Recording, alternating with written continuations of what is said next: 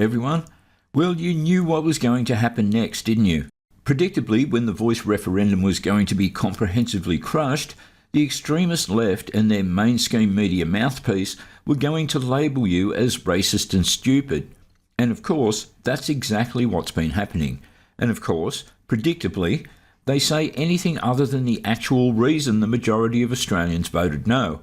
And if you're not racist, a pejorative label that's so overused it doesn't carry much currency anymore, then it must be because you're stupid. They're trying to cash in as much as they can on Peter Dutton's statement that if you don't know, vote no. Of course, the left disingenuously reinterpret the meaning of this statement. It was made in reference to the dearth of information regarding how the voice would actually operate in a practical sense, but has been consistently reframed by the left as meaning that no voters didn't understand what the referendum was actually about.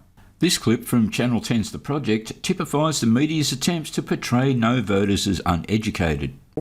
It kind of ends up being the elite argument. The more elite sector of society you are in, the more likely you were to vote yes. Yeah. The biggest dividing line seems to be education. So if you are in a seat that had high levels of tertiary education, a bachelor or postgrad, then you were at the very top end of the yes vote. And if you had the lowest levels of tertiary education, you were at the low end of the yes vote. And that's not to say people who are educated know what they're doing and people who don't have tertiary education don't. It's about the style of the message, I think. I'm not quite sure why that clip was out of sync, but you get the message. They always try to perform some backflip to make it sound like they're presenting both sides of the coin fairly, but really what they're doing is trying to embed the belief that no voters are uneducated dumbasses. We did all we could to ensure that the proposal was strong, but it is clear from the result that we were not able to reach you through that, and we were not able to reach you and cut through what has been the single largest misinformation campaign that this country has ever seen. Now there's a statement that's misinformation in and of itself.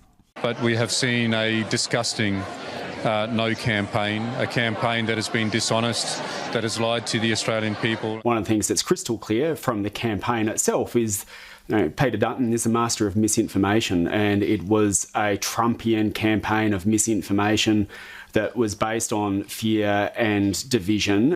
A Trumpian campaign, you say? Now there's a claim that informs us all who the real dumbasses are, who the really disgusting people are, who the peddlers of misinformation are. The racist slur is the most hilarious of all, though. If we voted no, it's because we're racist against Aborigines, supposedly. No, it's the stand against racism that is the true reason Australians voted no with a crushing majority. To give Aborigines a voice to Parliament is to elevate and make a special case of one race over all others. That's the true reason Australians voted no. Not because they're stupid, but because they're too smart to be taken in by the yes, neo-Marxist white guilt scam. There were many things that your campaign said that weren't true. Do you regret taking that approach? I reject what you just said. Patricia Karvelis attempting the truth by assertion tactic and getting kicked fair and square in the balls for it. That's what we like to see. And the no campaigners are the disgusting ones, are they? During their interview on Sky, someone had thrown an egg at my father, and some people had at some point thrown paint at their home. So, you know, they're a target now. There's some pretty nasty individuals in Alice Springs who obviously don't like the outcome. So I guess my concern now and then is their safety. Personal and physical attacks on the families of elected officials. Yeah, that's just charming behaviour from yes voters, that is. So this stupid, worthless referendum supposedly cost $450 million taxpayer dollars to stage. You can build a 4-bedroom house for $300,000.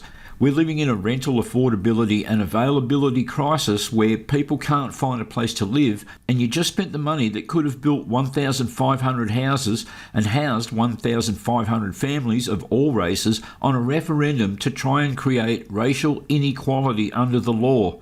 It just confirms what millions of Australians already know, that we are governed by self-interested, politically correct, arse-licking, low IQ incompetence. And yet some of you Yes campaigners had the audacity to suggest that no voters are dumb. Yeah, right.